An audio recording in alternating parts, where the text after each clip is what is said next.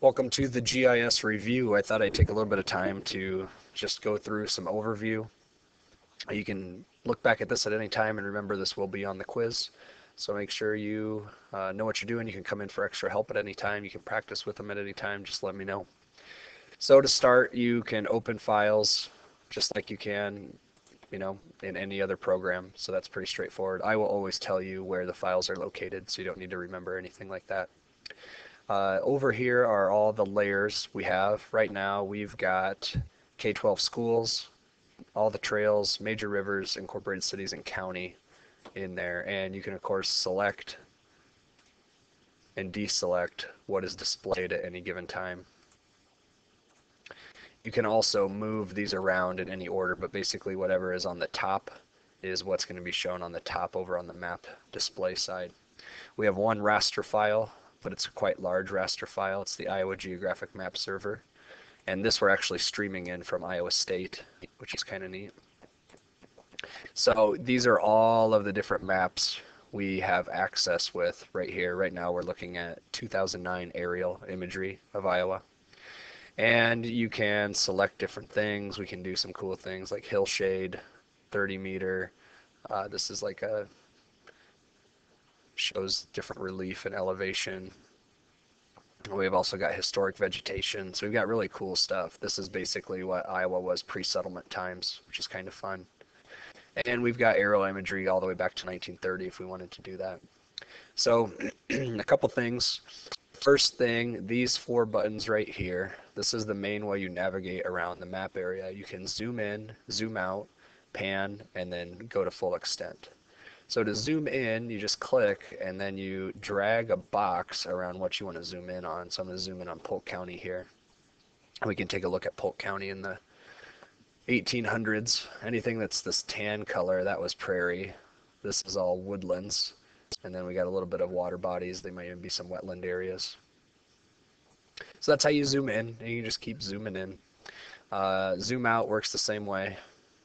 Again, the pan, it allows you to kind of move and recenter everything. And if you ever get lost and you zoom in too far, you can either hit the back button, and that'll just take you back to the last view you were in, or you can actually hit the world button, and that'll zoom you all the way back out.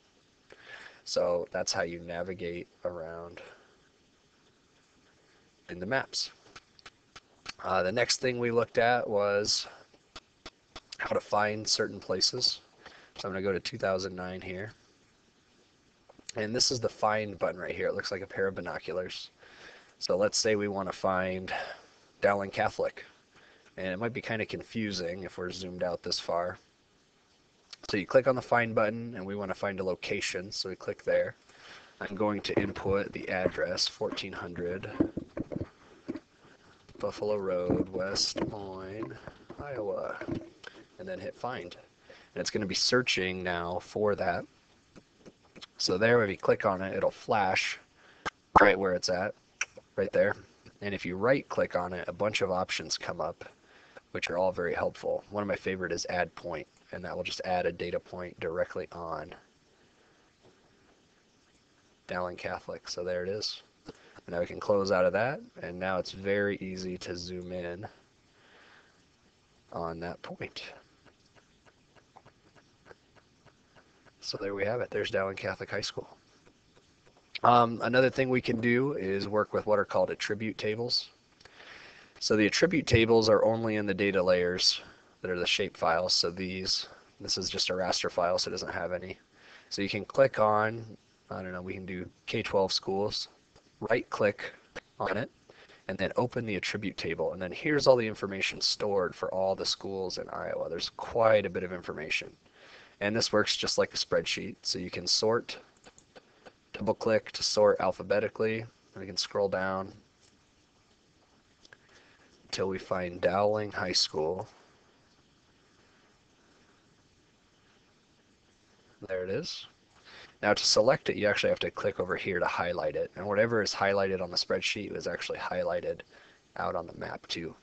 So that's another way that you can do it. And then you can click this to zoom to select it. So that's another way you could find a specific feature that you're looking for if you have a data layer for that feature. Another useful tool that we use is the measure tool, which is this right here. So if you click the measure tool, this comes up. You click this one right here if you want to measure just a distance or a single line, maybe the path along the creek, you would do that, or the distance along Buffalo Road. You click this one right here if you want to actually measure a polygon. And then this little drop-down triangle is how you pick your units for those two things. So I like to work in, I don't know, we can do square miles. That's a fun one. So if we're going to do distance, let's measure some distance in miles. Maybe you're a cross-country runner and you want to see how far it is around this loop. Well, you just click, and then you just keep clicking around the path that you want to take. So it's almost a half a mile all the way around Dowling's campus, which is kind of cool. So you can time it out and then just double click to clear it out.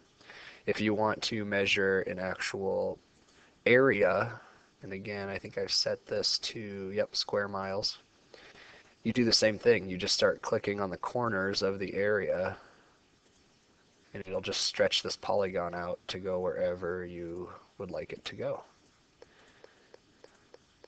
So we can quickly figure out the square miles of Dowling Catholic that we have. Not very much, 0.0083 square miles. And like I said, this is very useful in this class if we want to know how many acres are the woods over here. We're looking at about 11 acres, which is kind of cool.